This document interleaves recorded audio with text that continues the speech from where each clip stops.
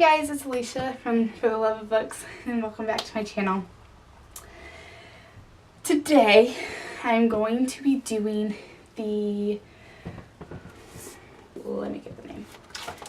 Yes, 10 Bookish Confessions Tag. I saw this by Christian Y and Moore, Lindsay from BFCG, and who else did it? Somebody else did it. I can't remember off the top of my head. But I thought it was so cute, so fun, and so original, so I decided that I was going to do it today, and I can't wait, so let's get started. Alright, so the first question is, do you or don't you borrow out your books? I actually don't really borrow out my books. I'm really picky about who I lend my books to and what condition they go out in. Books like this is a love-inspired historical, which Sadfish, yep, that's it, Sadfish.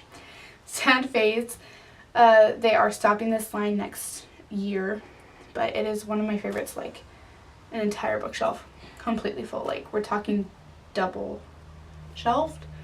I have to rearrange it and make it all cute, but you'll see a lot of these books in videos too. But if they're like this, like the spine's already super creased and there's a rip and it's got like stickers and stuff, I got this book in this condition, so I'd be more willing to lend a book like this out than to lending a book like this out where the spine hasn't been creased. Oh, I guess it has. What? When did that happen? There's a dent in it too.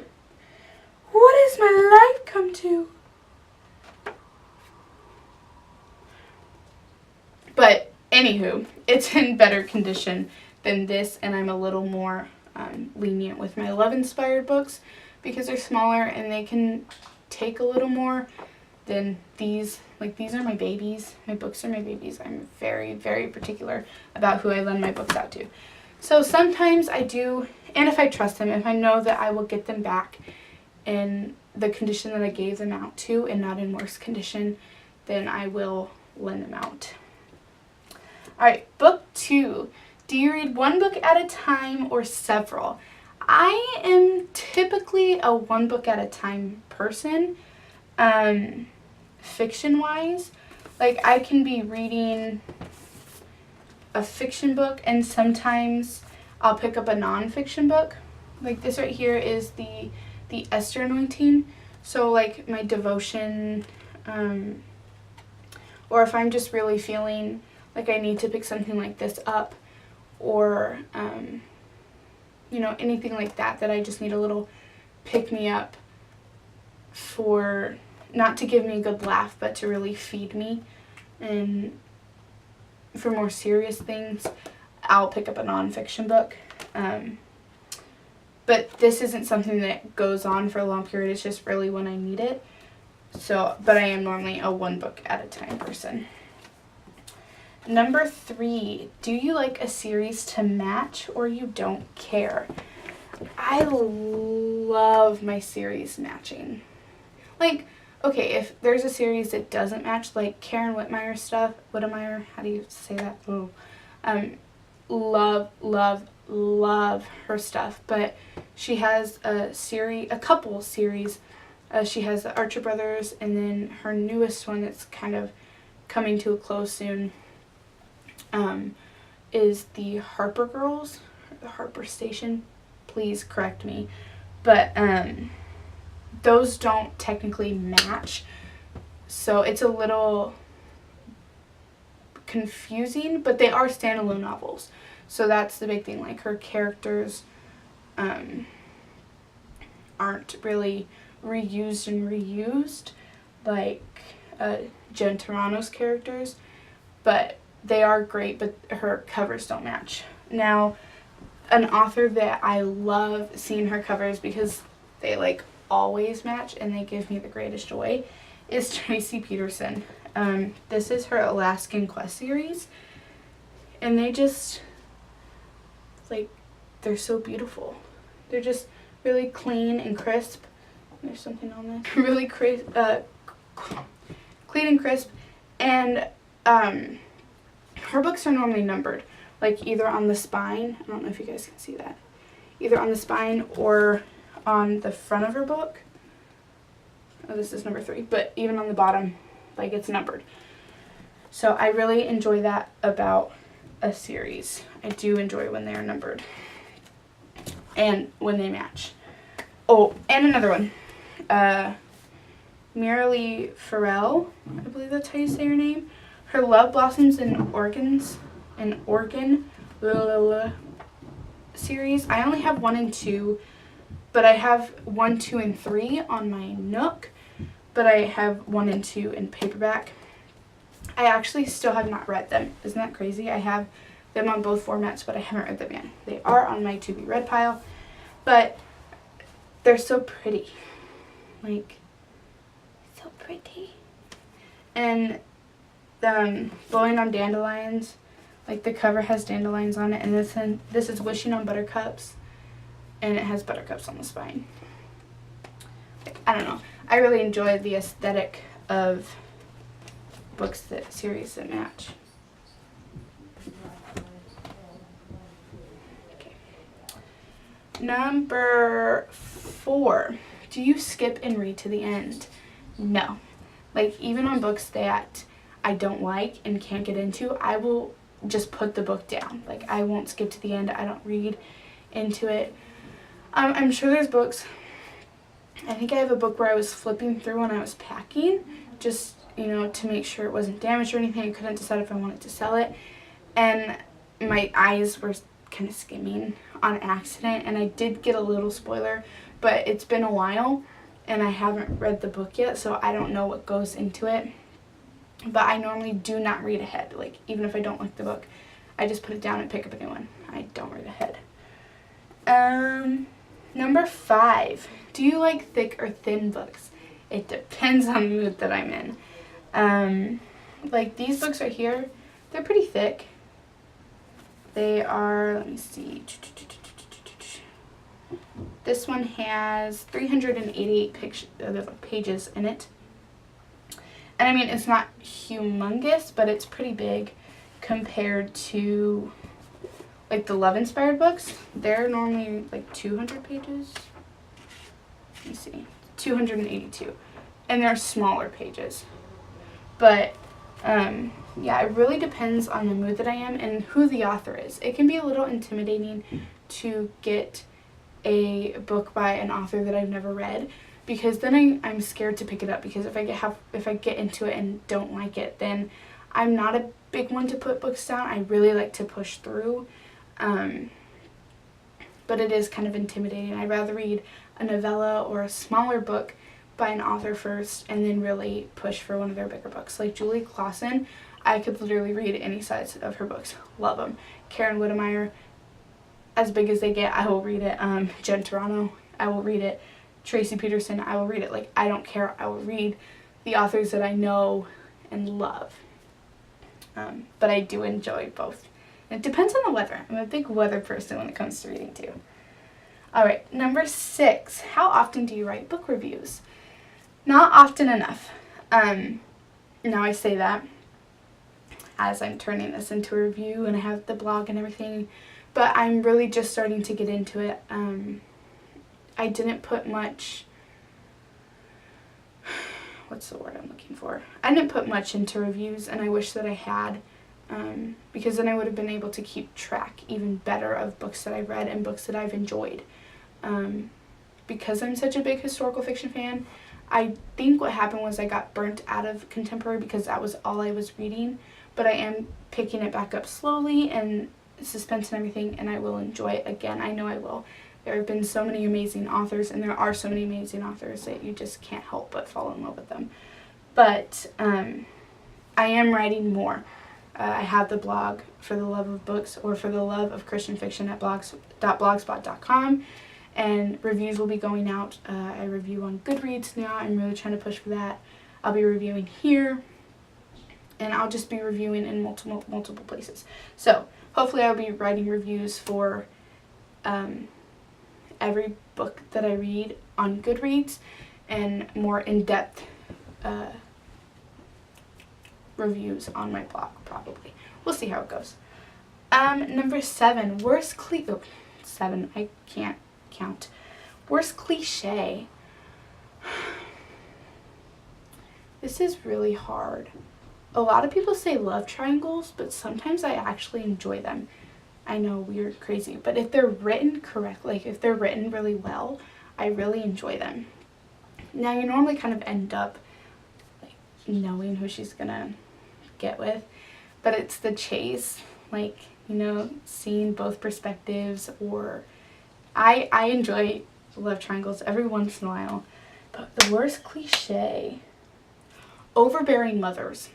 I hate like that mother character who is super, super overbearing and like pushing and like matchmaking. Sometimes it's really good, like Jen Toronto's books, there's a matchmaker in the book, and I enjoy the matchmaker aspect, but sometimes it can just get just like the overbearing, never let them spread their wings and fly, like always getting a nagging. I don't like the nagging mothers. Overbearing mothers. Worst cliche, probably. Going off. Number 8. How do you range your books? This is a really good question. I really enjoy it. I am always rearranging my books. Like, I take great pleasure and great pride in rearranging my books. Like, I will come upstairs to my area and just sit for hours and rearrange my books. My love-inspired books are by author and then publication date. They're not in alphabetical order.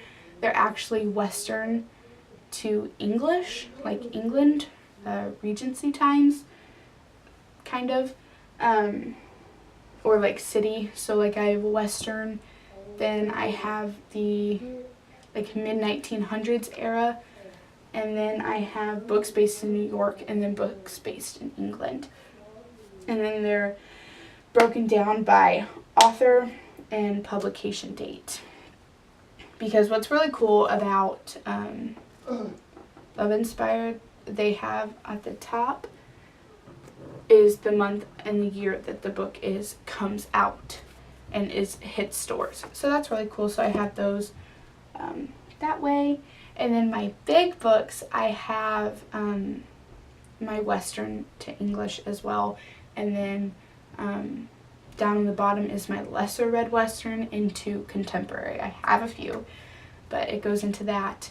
And then my books are ordered by pretty much kind of favorites, and then publication dates or series.